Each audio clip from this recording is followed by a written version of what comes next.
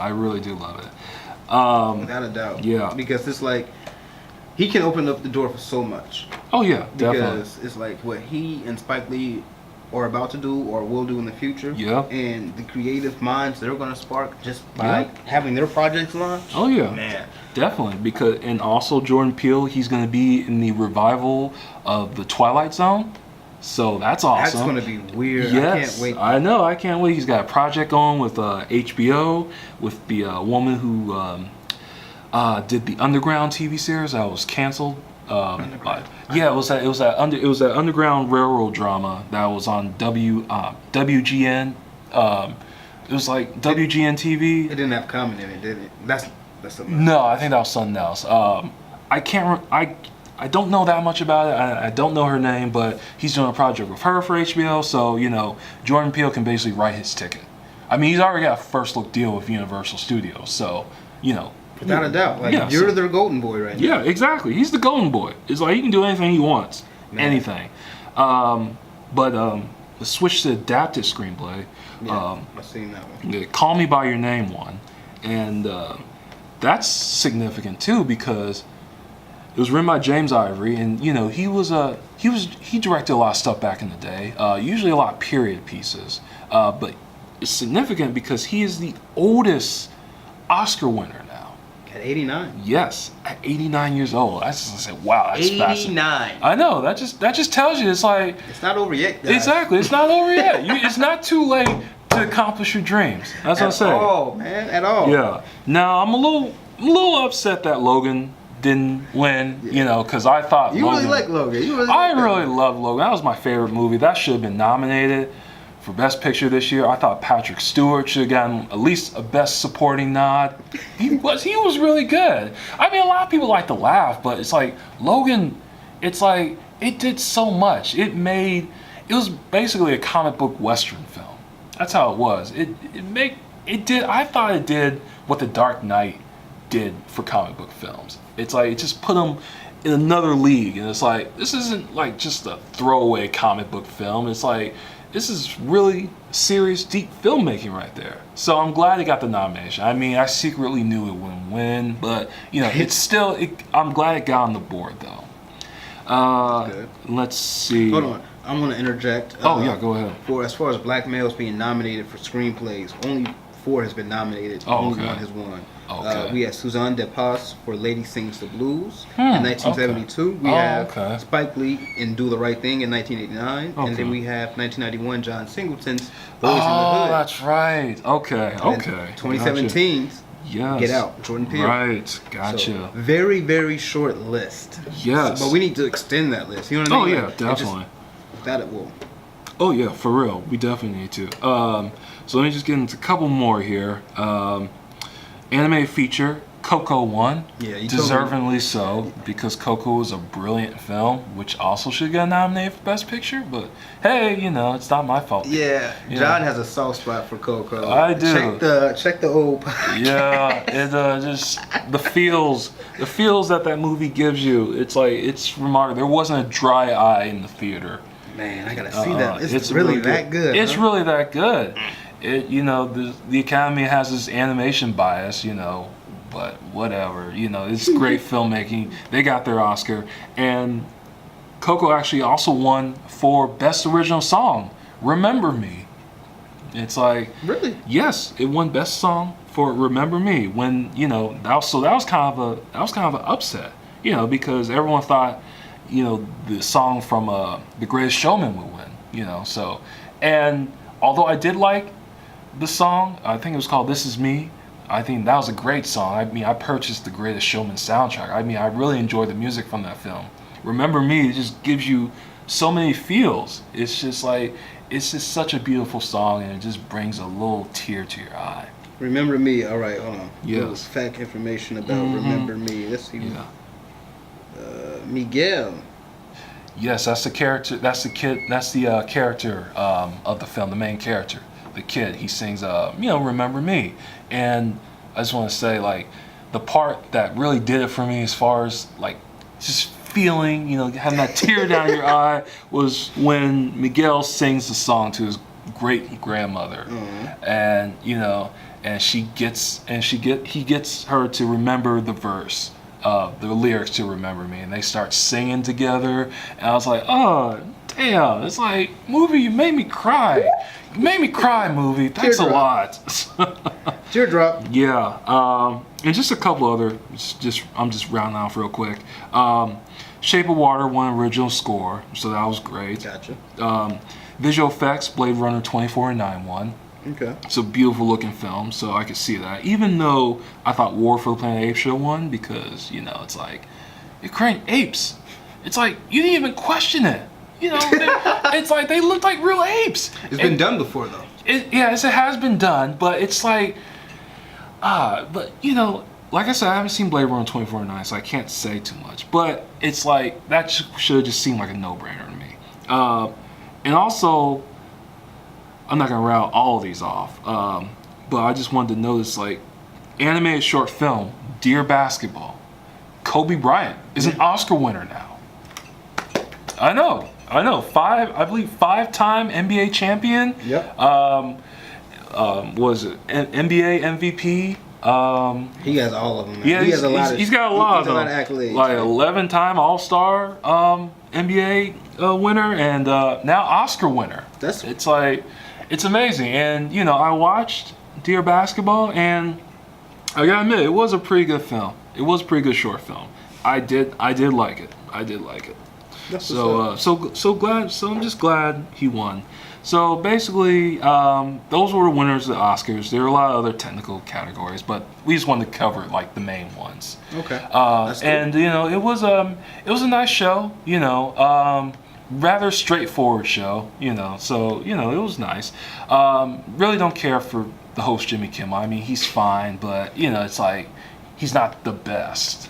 Yeah. Without a doubt. Yeah. Without a doubt. But you know, another thing, this was also the lowest rated Oscars in like 10 years. So I just found that to be interesting. I guess people, you know, I can. There are probably a couple of reasons why. I think mainly probably because of the politics. Even though I didn't think the show was too political. I mean, I thought a lot of those were like human issues instead of political issues, but you know, whatever. But you know, it could be a number of things, and it also, the telecast was kind of long. It got up there. I mean, I think I was up until like it's 11 something, 11:30. I think it was pretty long, but they're always long. So you know, but you know, I can't wait for the Oscars to come back next year. A lot of movies in the meantime. Yeah, a lot of movies in the meantime. Yeah. So you know, we'll see what becomes a front runner in the upcoming months. Here's another fun fact. Yeah. African Americans who won Best Picture, only one. Who? Steve McQueen, right? For Yep. 12 Years a Slave. Yep. Yep. Okay, got it. The one he had 1, 2, 3, 4, 5, 6, 7, 8, 9, 10. Well, no, Django Unchained. Well, let's see. Right, I know. Best Picture, but it's like. Well, I know. For Django, I know Redlin Hudlin. Yeah, he was nominated. Exactly. You know, who also fun fact, he was actually in charge at BET for a while. Really? And actually wrote his own Black Panther comic too, if you can't believe that. Wow. Yeah. Yeah. So interesting. Yeah, I know he produced that film. You know, I can't really think of that many African American producers, which is another thing that needs to change. Yeah, I mean, like the Academy Award for Best Picture, it was Quincy Jones for The Color Purple. He lost in 1985. That was The Color Purple. That was the year where that didn't get anything. Like, that was nominated for like 10 Oscars. Didn't get anything. Man, nah, they just wanted Whoopi Goldberg. That's it. Out of all of it, anybody in that movie, Whoopi Goldberg. That's you. And they gave her she's an EGOT, so. Yeah, she's an EGOT. That's really hard to pull off. In case you don't know what EGOT is, that's when you win an Emmy, a Grammy, an Oscar, and a Tony Award. So you won all four. Yeah, not many people have gotten the EGOT. No. I think the next EGOT winner will probably be Lin-Manuel Miranda. If you don't know who that is, that's the guy who did the Hamilton musical, which is also. You heard Hamilton, right? Who hasn't heard Hamilton? I just want to make sure. Some people say Hamilton. I never heard of Hamilton. Yeah, that's actually coming to Cincinnati. I'm going to see if I can get a taste of that. Yeah, a lot of people. I just to see what the hype is about. That's all I got to say. Me too. But yeah, so yeah, being an EGOT, it's really tough. Yeah. Well, I just feel like they picked who they wanted. So they was like, all right, Whoopi Goldberg, she's our girl. She's our black lady. Yeah. Honestly. Yeah. But it's probably not that political. Yeah. Yeah. But I want to ask you something real quick about the Oscars. Some people have started to say, and I think I read an article that said Disney's going to go for it. Do you think Black Panther has a shot at getting nominated for Best Picture? I mean, I already know it's going to at least get the technical awards. But do you think it has a shot at getting Best Picture? I think that's a rather bold claim, considering the film just came out and we still have like so many movies ahead of us. But do you think it can get there? I mean, possibly. Possibly? It can get there via multiple ways. It's about to break $1 billion soon. Oh yeah. Hit the top 10 of most successful box office opening ever. It's in the top 10 already. Yeah. Hasn't hit $1 billion yet, but it will. Right. So it has a lot of hype. So a lot of people like Black Panther, Black Panther. But will people and critics still hold it to that esteem of Best Picture? Yeah. Could it get the nod? Yeah. Could it get the win? I don't even know that. Like, does Black Panther even know what it's competing against? Well, like I said, it's March now. But like I said, it came out in February. I mean, Get Out managed to get a Best Picture nod, so I wouldn't rule it. I wouldn't rule it out. Seen some. To be honest, nah, man. It's crunch time. Yeah. Let's see. What do I do? Like, I don't do anything besides homework and school and work. I applied to get a new job, guys.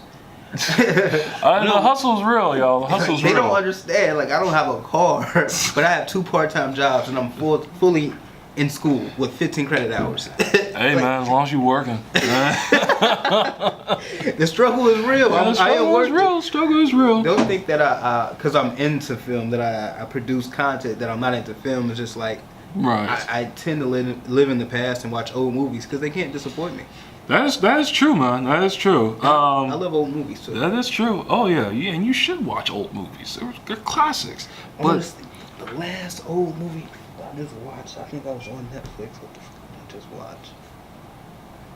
It escapes me. No, but what I'm about to check out very soon, maybe I can pop it on and I'm doing homework and catch it in glimpses. But Black Mirror, I hear it's super good. It's on Netflix. It's a television series. Right. Yeah, I've heard that's good too.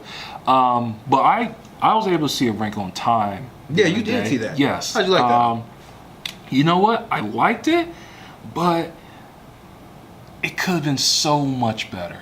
In what way, though? Well, first of all, this is Ava DuVernay's like really big.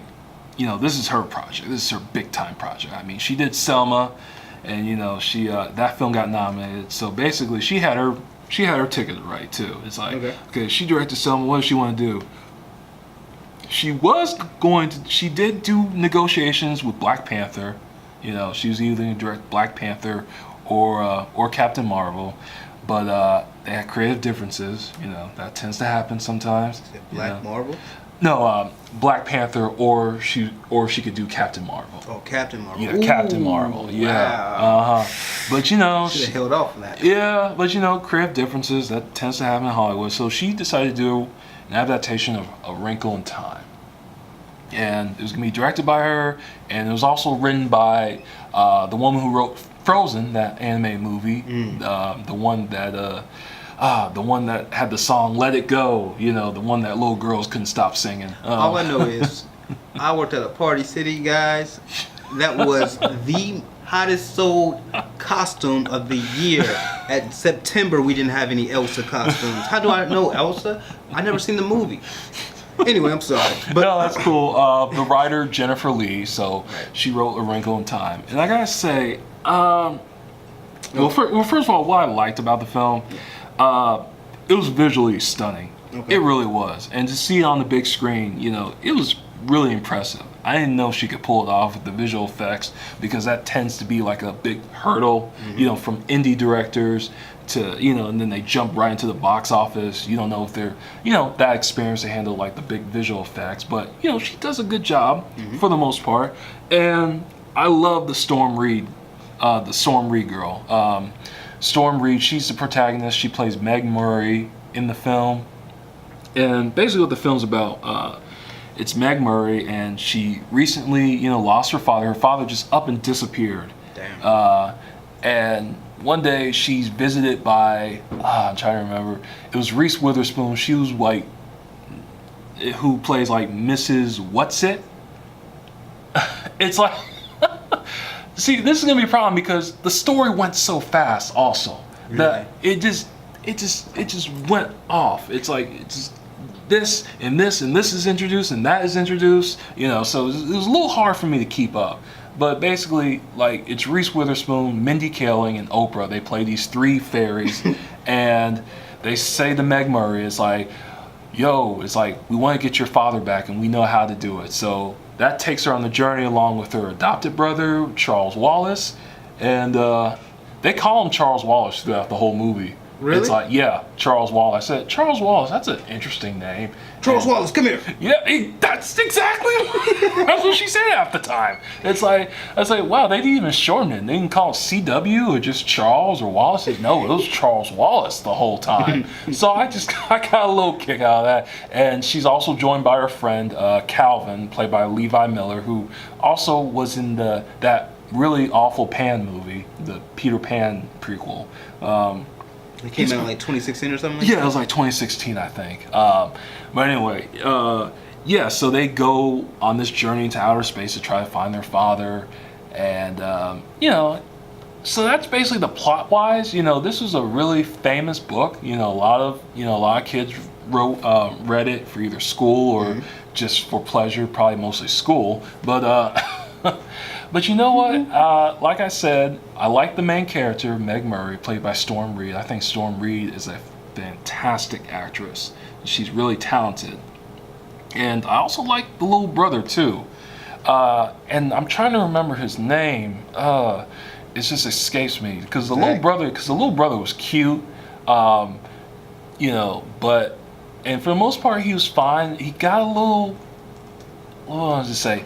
He slipped into full-on child actor mode at the end. You know what happens when the child actor is like really too precocious, and he's just like, it's just like a typical child actor. It's like he just goes too far. He was chewing up more scenery than Al Pacino in Scent of a Woman. But but I like the actor, and I liked all the actors in this. Reese Witherspoon was fine, Mindy Kaling was fine, and Oprah was pretty good.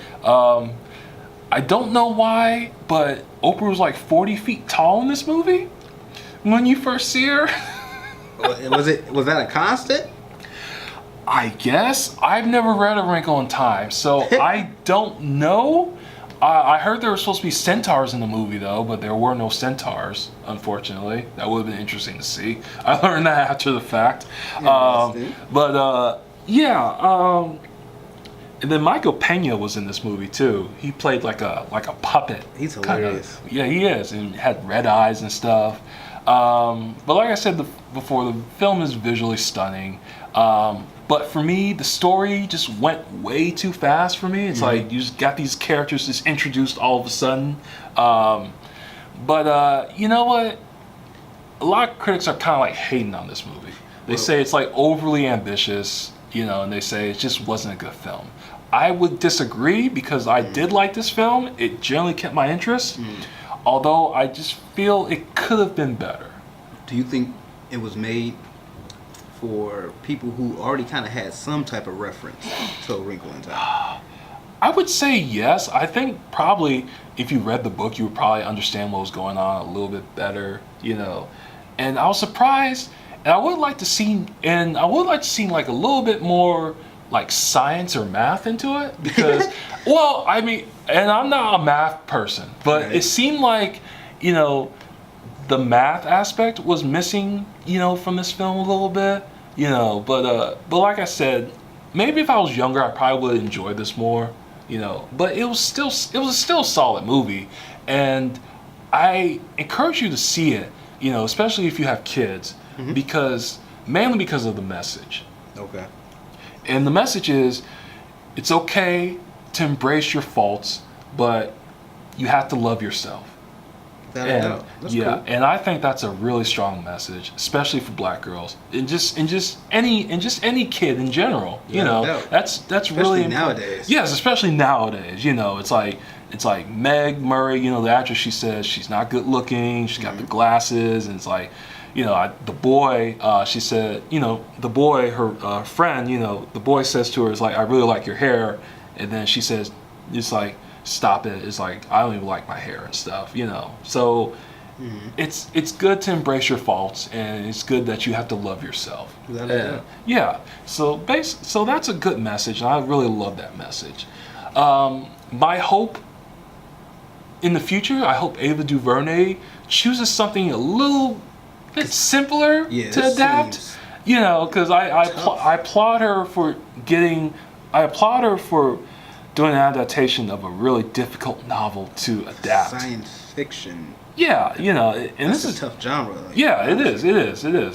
You know, but and this book is generally just deemed unfilmable. So bravo to her for trying to do it, and I could see some of the choices she made. Some of them I liked, some of them I didn't. But it's an ambitious film. It has a good message to it, and it's visually stunning. So you know. All right. So I ended up liking it. Question of truth. Yes. Budget was 103 million.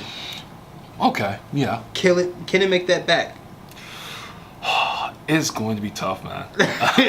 I mean, I had to be real with you. It's going to be tough because 103 million. It's a lot of money. Yeah. So But for a big A-list movie, well, for a big, like, you know, box office movie. Yeah. So I'm gonna do a little math here. So it's 103 million budget. So I'm going to assume advertising is probably gonna be about 50 million. So let's see, 150 million, and so I would say it probably needs to break at least 300 million to break even. So if it grosses